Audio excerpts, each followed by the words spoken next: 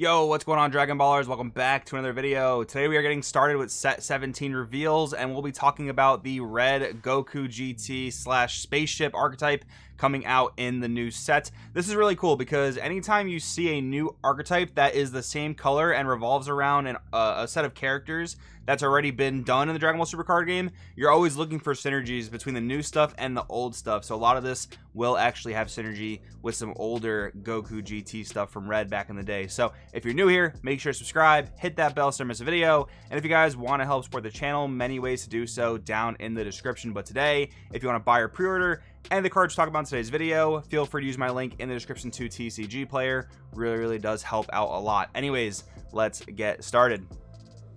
Alright, so we're covering the leader and the unison first. We have Goku. When this card is played in your leader area, play up to one Spaceship Vessel of Hope from your deck with a marker on it. So pretty cool that we start and play with a unison. I think this is only the second deck to ever do that, the first one being Yellow Turles from a few sets ago. Now, it is really good, but it's not necessarily as free as starting with like a broken field card, because your unison is vulnerable to being attacked, and if you need to take life or if you need your opponent to attack your leader, because you start with the unison in play, they don't ever have to do that, so that can be a bit tricky. But anyways, auto, choose one Spaceship Vessel of Hope in your unison area, place one sand from your hand under it. When this card attacks, draw two. Very powerful. Cycling to two cards is very good. Awaken your life 4 or less, or one of your unison cards has 7 or more markers on it. You may draw 2 cards, then add cards from life to hand so you have 6 life left, and flip this card over. Okay, so built-in alternate awaken, that's very good for the reason I just stated. Your opponent does not have to attack your leader if they don't want to. But if they are successfully taking markers from your unison and not attacking your life, it might be a little tough to get 7 markers, but we'll see some of the rest of the cards that help you get more markers. So awaken side, when this card attacks, draw 1. Active main once per turn, pay a red. If you don't have a unison card in play, play up to one Spaceship Vessel of Hope from your hand or drop with a marker on it. Yes, that is very important that you have your Vessel of Hope in play at all times, and it is super nice that the leader allows you to recycle it from the drop area. But what I will say is there's a SCR out there that's now a bit more widely accessible thanks to the DBS Fest, the Supreme Kai SCR, and that card will warp your unison. So you may have to play more than just one copy of your unison in this deck just to be safe against that SCR. Like, if this strategy became very popular and other strategies that are very unison reliant became more popular, Kai could easily come back into the meta, and this could struggle against that because you wouldn't be able to recycle it from the warp, only from the drop or hand. So again, you might want to play, I don't know, 2 to 3 copies of this unison just to be safe. But anyways, activate main once per turn, Spirit Boost 10 if you have 5 or more energy. Play up to one red Goku GT card with energy cost of 8 from your hand, and it gets plus 5,000 power for the turn. So there's going to be some really cool synergy with this effect that we'll see later on. But anyways, let's read the unison. Spaceship Vessel of Hope, 1-drop 15k. So for a 1-drop, that's pretty big power. Now, don't get me wrong, there are plenty of 15ks that can hit this thing, but at least not really on turn 1 for the most part. So Empower Red 10, which is cool. Permanent, this card can attack. Auto limit 1, if this card has 4 or more markers on it, when this card's played, draw a card, then choose up to one of your red battle cards and up to your one of your red leader cards, and they get plus 5,000 for the turn. That can be a pretty important combo enabler later on in the deck. Active main plus or minus 0. Place one sand card from your hand under this card, draw 1, add a marker to this card for each card under this card, up to 3. So yeah, that's going to be a pretty fast way to quickly stack markers, because this will be able to gain more than 1 marker per turn after a couple turns. So that is really good. Should add to the survivability of the unison, and should allow you to meet your leader's alternate awakening condition as long as you can meet that requirement. Alright, now we have the Gokus for the deck. So we have Goku Adventures Advent, 1-drop 4k, auto when this card is played, look at top 5, add a red sand with an energy cost of 4 or less, or 1 red unison with a specified cost of 1. So our typical unison searcher / archetype searcher. Activate main limit 1, choose one Spaceship Vessel of Hope in your unison area and place this card under it, add a marker to the chosen card. So this will have to be on board to use that effect. So ideally you'll search, and the card will replace itself, and then you tuck it under your unison to gain a marker. Not bad. Kind of sucks that, you know, like most 1-drop searchers, typically you really like to have them on the board for the 5k. And this actually also has evolved targets I will see in a second. But I mean, if you need to give your unison markers, you can do that. Goku Battle on Planet M2, 3-drop 15k crit. Always love seeing crit. Evolve for a red, draw 1 over a Goku GT. So just like I was talking about.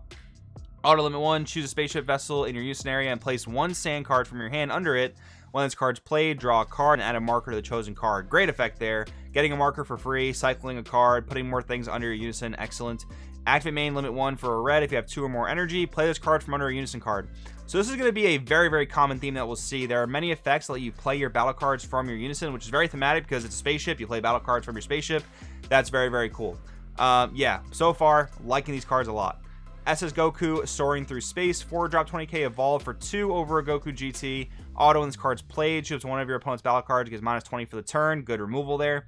Auto, choose a Spaceship Vessel of Hope in your unison area. When this card attacks, place up to 1 sand from your hand or drop under the chosen card. So now we're recycling our sands in the drop area, making use out of those, which is cool. This might be a deck that's a little tricky to run Overwhelm. I mean, I'm sure you can play a 1 of Overwhelm to help close out games, like a lot of decks do when they need their drop area, but just something to keep in mind.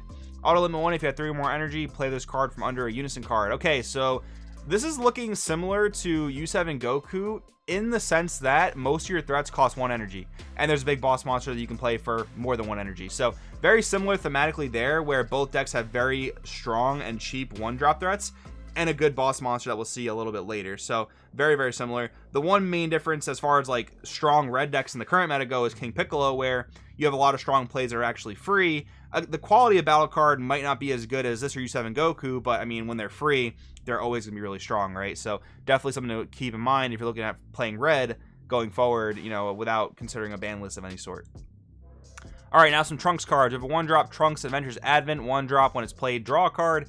Activate main limit 1, choose a spaceship, put this card under it, give it a marker. So same thing as the Goku. Trunks Battle on Planet M2, 3-drop 15k blocker, evolve for a red, draw 1 over a red Trunks GT. Auto limit 1, choose a spaceship in your unison area, place 1 sand from your hand under it. When this card's played, draw 1, add a marker to the card. So yeah, I mean, this evolve stuff is really cool because again, it just loads your unison with markers and it all replaces itself. Like you draw a card for evolving, so that replaces itself there. You cycle the card under the unison and draw a card, which replaces that. That's very, very efficient. Very good. Activate main limit 1. If you have 2 or more energy, play this card from under a unison. Same thing as the Goku. And then SS Trunks Soaring Through Space, 4-drop 15k barrier, evolve over a red Trunks GT. Permanent while this card's in rest mode, your opponent can't attack your unison cards.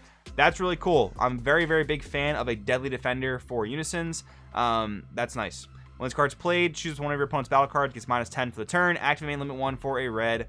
If your opponent has 1 or more energy, play this card from under a unison card. So far the Trunks cards seem good. I mean, again, all that recyclability, the blocker for 1 energy. I'm liking the Deadly Defender-esque effect on the unison. This also potentially opens up the door to like Chantak Trunks shenanigans, which may or may not be a thing. That card did just get a really nice foil reprint, so I would love to be able to use that card in a deck. How good will it be? Not totally sure, but now that we have a 1-drop Trunks that simply draws a card, that's a much better evolve target for Chain Attack than we've ever had in the past. So that'll be a card I might experiment with in a deck like this at first glance. All right, now for some Pan support. Pan Adventures Advent, 1-drop barrier, activate main limit 1, choose a vessel in your unison area, place a sand from your hand under it, draw 1, and add a marker to the card. This card seems really, really good. Barrier, so it should stick around fairly often, and then you're just loading your unison with markers. Like, this is crazy. I could almost see this deck having a problem with like decking out if you play closer to 50 cards, because there's so much of this like put a card under unison, add a marker, draw a card, like just so much cycle in this deck. I could definitely see you know, decking out being a possible thing here. Pan Soaring Through Space, 2-drop 5k blocker, activate main limit 1, Spirit Boost 1. If you have 2 or more energy, play this card from under a unison card. That's a free one, although it costs Spirit Boost, which is interesting. Activate main limit 1 for 2. If your leader card is a Goku GT card, play up to 1 Goku GT and up to 1 Trunks GT, both red and with 15,000 power or less, from under a spaceship vessel in your unison area. Okay, so for 2 energy, you're playing a lot of the cards we just looked at, which is really nice. Mainly the intermediate Trunkses and Gokus, but still, I mean, that's really, really powerful. Then you're getting the free blocker on top of it. This is a very cool combo enabler in the deck. And then one card I want to bring up that's older is Combination Attack Pan. Permanent, if Goku GT or Trunks GT with 25k or more are in play in your battle area, play this card without paying its energy cost. And then activate main, once per turn, choose 1 Goku GT or Trunks GT in your battle area. They gain plus 5,000 power for the turn. This is going to be very, very important for a few cards that we'll read in just a second. So we're going to get into some of the boss monsters and game enders for this deck. All right, so firstly, we have Goku, Pan, and Trunks Galactic Explorers. 8-drop SR for the deck, 30k, deflect. Activate main for 3 energy. If you have 4 or more energy, play this card from under a unison card. So a few things here. Similar to the Goku 8-drop from U7 Goku, in that this is your boss monster compared to all your cheap 1-drop threats. Also pretty similar to yellow Dragon Fist, where it plays for 3 if you have 4 or more, and it basically requires you to have Unison in play, because this gets played from under a Unison. Dragon Fist has to have Unison in play, so very similar vibes there. Activate main once per turn, Spirit Boost 3, choose all your opponent's battle cards to get minus 30 power for the turn, then this card gains triple attack for the turn, which is going to be a really cool combo enabler in a second.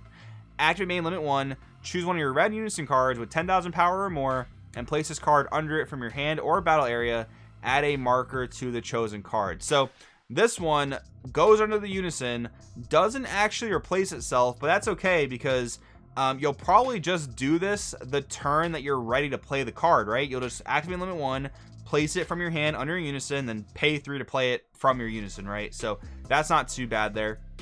Now the cool thing is, though, Triple Flash is now an option. Really old but really powerful card from set 4. This is now opened up in this deck because of this card. EX Evolve for a red over a Goku GT, legendary cost of 5 or more, so over this SR that we're looking at.